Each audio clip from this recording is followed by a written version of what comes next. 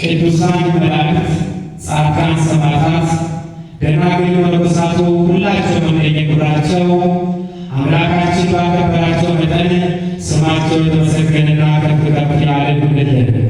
እንኳን አደረሳችሁ።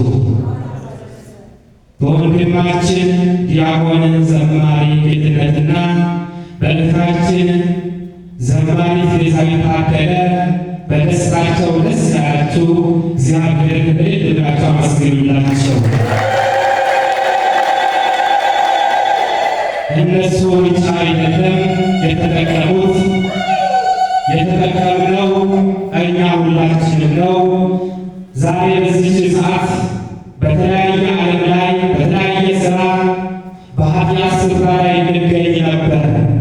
ነገር ግን እነሱ ከብዙ ድካም በኋላ ይህንን ካዘጋጁልን በኋላ ዛሬ ደግሞ እኛ ቁጭ ብለን ቃለ እግዚአብሔርን እንድንሰማ ቃለ እግዚአብሔር ወደ እኛ ጆሮ እንዲመጣ ይህን አድርጓልና ይህ ያደረገ አምላካችን ስሙ የተመሰገነ ይሁንልን።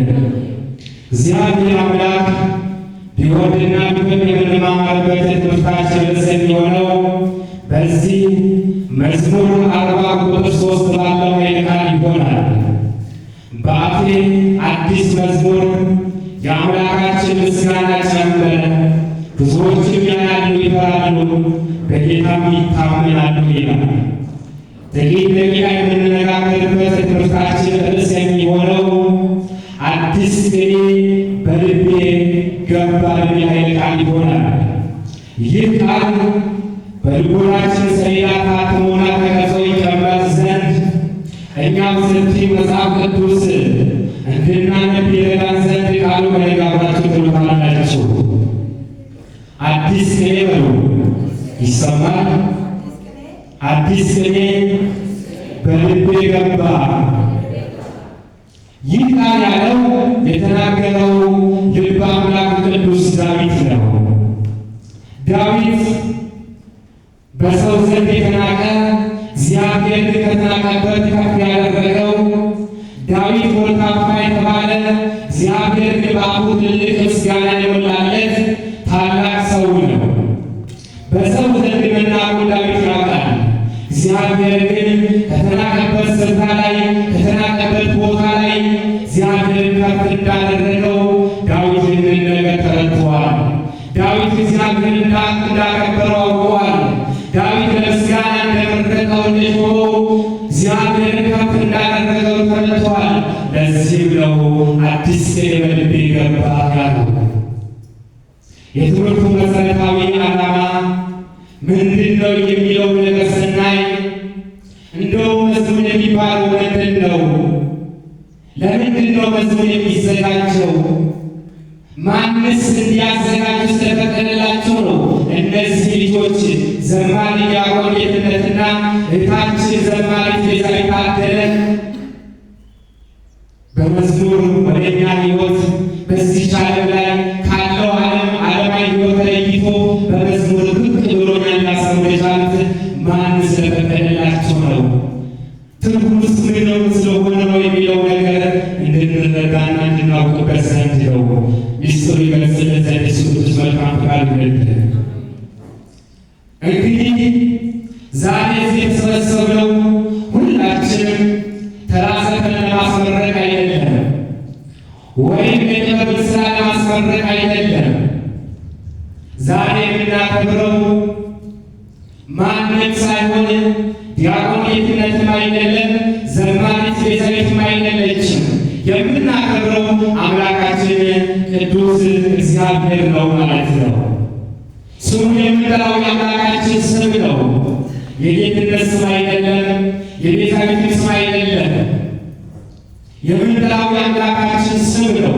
የሚዘመረው መዝሙር የተዘመረው መዝሙር ደግሞ በአምላካችን ስም ነው። መዝሙረኛው ዳዊት ለዚህ ነው በአፌ አዲስ መዝሙር ጨመረ ሲል ድምፁን ስላማረ አይደለም።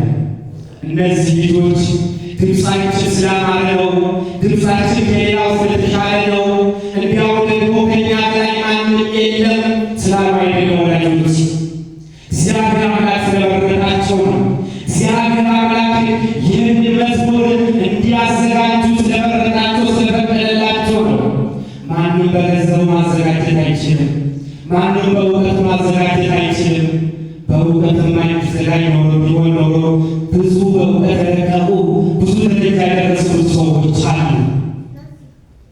በመልክም የሚዘጋጅ ቢሆን ኖሮ ከእነሱ በላይ መልካም እጅግ ውብ የሆኑ ቆንጆ ሰዎች አሉ። በሀብትም የሚዘጋጅ ቢሆን ኖሮ ሚሊዮነር ከዛም በላይ አሉ። ነገር ግን ሁሉም ነገር እግዚአብሔር ፍቃደውና እግዚአብሔር አምላክ ስለፈቀደላቸው ነው ይህንን ነገር ማዘጋጀት የተቻለ ማለት ነው። ለዚህም ነው ዳዊት በአፍ አዲስ ምስጋና አዲስ መዝሙር እግዚአብሔር ጨመረልኝ አዲስ የበልቤ ገባ ብሎ የተናገረው ማለት ነው።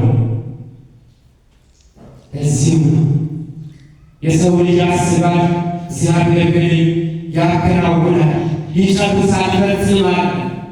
እነሱ አሰቡት፣ እግዚአብሔር ደግሞ አሳካላቸው። እግዚአብሔር ፈቀደላቸው፣ እግዚአብሔር አደረገላቸው። ይህንን ያደረገ አምላካችን ስለተመሰገነ ይሁን። እልል ብላችሁ እግዚአብሔር አመስግኑ። መዝሙር ምንድን ነው የሚለው ነገር ስናይ አንደኛ መዝሙር ማለት የፈውስና የነፃነት መሳሪያ ነው። ከኔ ጋር ናችሁ? ከቃሉ ጋር ናችሁ? እግዚአብሔር አምላክ ሁላችን ጋር ይሁን። መዝሙር የፈውስና የነፃነት መሳሪያ ነው። መዝሙር የአየር ላይ ነፋስ አይደለም።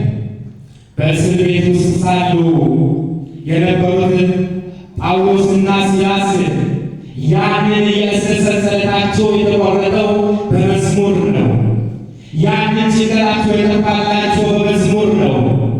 በዚህ ሐዋርያት ሥራ ምዕራፍ 16 ላይ ታገኙታላችሁ።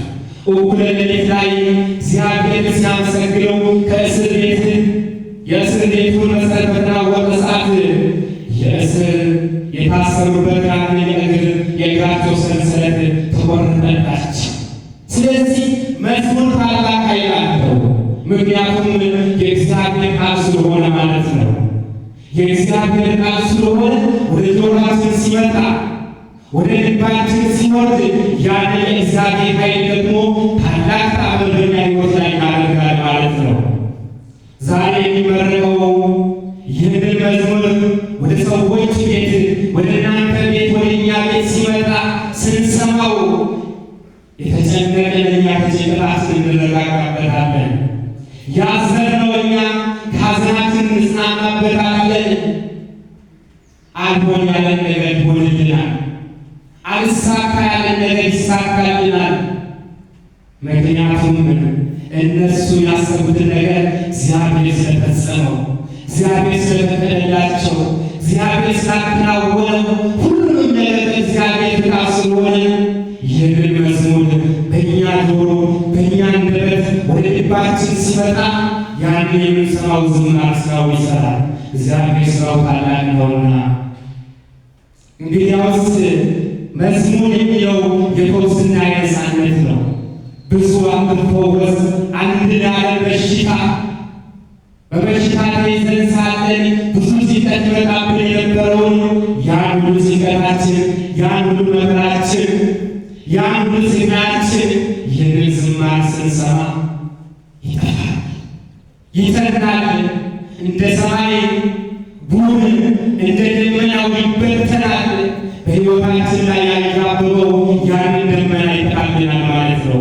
ያ በሕይወታችን ላይ አልሆን ያለን ነገር በሕይወታችን ላይ ብዙ ስቃይ ወደኛ የሚመጣብን ያ ፈተና ሁሉ እንዲያጠፋልን አምላካችን ቅዱስ መልካም ፈቃዱ ይሁንልን። ሁለተኛው መዝሙር ማለት ምንድን ነው የሚለው ስናይ መዝሙር የጸሎትና የምስጋና ቋንቋ ነው። መዝሙር የጸሎትና የምስጋና ቋንቋ ነው። መዝሙር ተራ ዘፈን አይደለም፣ ወይም የቃላት ድርደራም አይደለም። የመላእክት አገልግሎት ነው ማለት ነው። ቅዱስ ያሬድ ምንድን ነው ያለው? የእግዚአብሔርን ድምፅ የመላእክትን ድምፅ ከሰማይ ሰማሁ ያለው እሱ ያንን ዜማ ያሬዳዊ መዝሙር በሰማ ሰዓት ሊያዘጋጅ ሲል በራሱ ቃል አይደለም፣ እንደው በራሱ ጥበብ አይደለም። ያንን ምስጋና ያ ድምፅ የሚያምረው እዝሉ ግዕዙ አራራይ የተባለው እነዚህ ድምፅ እነዚህ ዜማዎች የሰማው ከሰማይ ነው። መላእክት ወደ ጆሮ ያመጡለት ነበር። ስለዚህ መዝሙር የምስጋና ወይም የጸሎት ቋንቋ ነው። መዝሙር የነፍስ እርካታ የልብም ጸሎት ነው ማለት ነው። ስንጸልይ ምስጋና ነው፣ ስንዘምር ምስጋና ነው። የዘመርነው ነገር ደግሞ ከፈጣሪያችን ጋር የሚያገናኘን ጸሎት ነው። አባቶች ምንድን ነው ያሉት? የማይጸልይ ሃይማኖተኛ ሰው ክንፍ የሌለው ወፍ ያልታጠቀ ወታደር አንድ ነው። የማይጸልይ ሃይማኖተኛ ሰው ጠላቱን ሰይጣንን ማሸነፍ አይችልም። በጠላት ወጥመድ በሰይጣን ግዞት ይያዛል። የማይጸልይ ሃይማኖተኛ ሰው ደካማ ነው። የማይጸልይ ሃይማኖተኛ ሰው እረፍት የለውም። የማይጸልይ ሃይማኖተኛ ሰው ሰላም አይሰማው፣ ይጨንቀዋል። እንደውም ከቤተ ክርስቲያን ሕይወት ተለይቶ እንደውም ከመንፈሳዊ ሕይወት ተለይቶ ሰላም እናገኛለን ብለን እናስብ ከሆነ ተሳስተናል። ሰላም ያለው እግዚአብሔር ቤት ነው። ሰላም የሚሰጠው እግዚአብሔር ነው። ሰላማችንን የሚያጽናልን ሰላማችንን ሰላም ሁሉ የሚያብዛልን እግዚአብሔር ነው። ስለዚህ ያንን ሰላም የምናገኘው ደግሞ እግዚአብሔር ቤት ነው ማለት ነው። ክንፍ የሌለው ወፍ ደግሞ ያ ክንፍ የሌለው ወፍ የፈለገው ቦታ በሮ መድረስ አይችልም። የፈለገውን ምግብ ማቆማኘት አይችልም። በረሃብ ተቃጥሎ በረሃብ ይሞታል ማለት ነው። በተመሳሳይ ደግሞ ያልታጠቀ ወታደር ደግሞ ጠላቱን በጠላቱ እጅ ይማረካል እንጂ ጠላቱን መማረክ አይችልም። ጠላቱን ማሸነፍ አይችልም። ጠላት የተባለው እኛ በክፉ ነገር ወደ ክፉ ቦታ የሚመራ ክፉ ነገር የሚያስብብን እኛ በክፉ ነገር ተይዘን ደግሞ ክፉ ደረጃ ላይ እንድንደርስ የሚያስብና የሚያደርግ ያ ነገር ነው። እንደው ዛሬ ለሕሊናችን ጠላት ብለን የምናስበው ነገር ብዙ ነገር ነው። የመጀመሪያ ጠላት የተባለው ምንድን ነው የሚለው ስናይ ሰይጣን ነው። ሰይጣን የሰው ልጅ መጀመሪያ ከነበረበት ክብር ዝቅ እንዲል አድርጓል። ስለዚህ በዚህ ጠላታችን ሰይጣን ላይ ካላወቅንበት ደግሞ እኔና እናንተ ትናንትም ከክብራችን ዝቅ እንድል አድርጎ ነበር። ዛሬም ደግሞ ጥሩ ደረጃ ላይ እንድንደርስ ያደርጋል ማለት ነው። ሁለተኛው ጠላት የተባለው ምንድን ነው የሚለው ስናይ የኪሳችን ገንዘባችን ነው። ምናሳልኳችሁ ከቃሉ ጋር ናችሁ። እግዚአብሔር አምላክ ሁላችን ጋር ነው። የኪሳችን የራሳችን ገንዘባችን ጠላታችን ነው። አድራችሁ ግን የኪሳችሁ ገንዘባችሁ ጠላታችሁ ነው ስላችሁ ስራ አንሰራም፣ ስለዚህ ጠላት ከሆኑማ ገንዘብ ማግኘት የለብንም ብላችሁ እጃችሁ አጣፋችሁ እንዳትቀመጡ። ይህ አይደለም። ጠላታችን ገንዘባችን እንዴት ነው የሚለው ነገር ስናይ ያን የኪሳችን ገንዘባችን እኛ ወደ እግዚአብሔር ማዕቀብ ትቶ እኛ ለመልካም ነገር ማገዝ ትተን ጫቱ ገዝቶ የሚያመጣልን ከሆነ አለኛው የተለያየ ሱሱን እኛ ወደ ሱስ የሚለን ነገር ገዝቶ የሚያመጣልን ከሆነ ያ ሱሱ ደግሞ ከአምላካችን ስለሚለየን ያ የኪሳችን ገንዘባችን ጠላታችን ይሆናል ማለት ነው። የሌላኛው ደግሞ ጠላታችን ማን ነው የሚለው ነገር ስናይ የአካል ክፍሎቻችን ናቸው ወይም ቤተሰቦቻችን ናቸው። ቤተሰቦቻችን የተባሉት አካል ክፍሎቻችን ናቸው።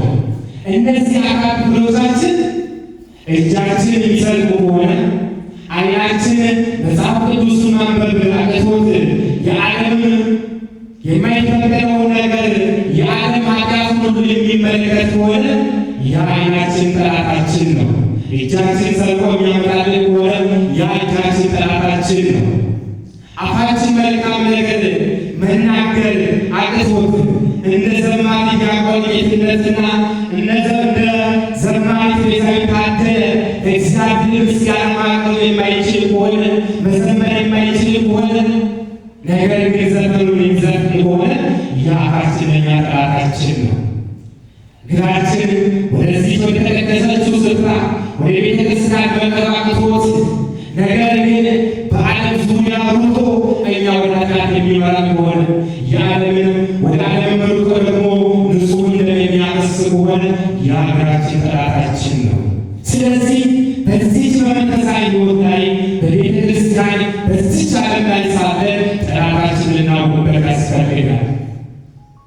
በኪሳችን ገንዘብ መልካም ነገር ልንሰራ፣ በአካል ክፍሎቻችን መልካም ነገር ልንሰራ ያስፈልጋል። ወዳጆች እናንተም የመጣችሁ ለዚህም ነው።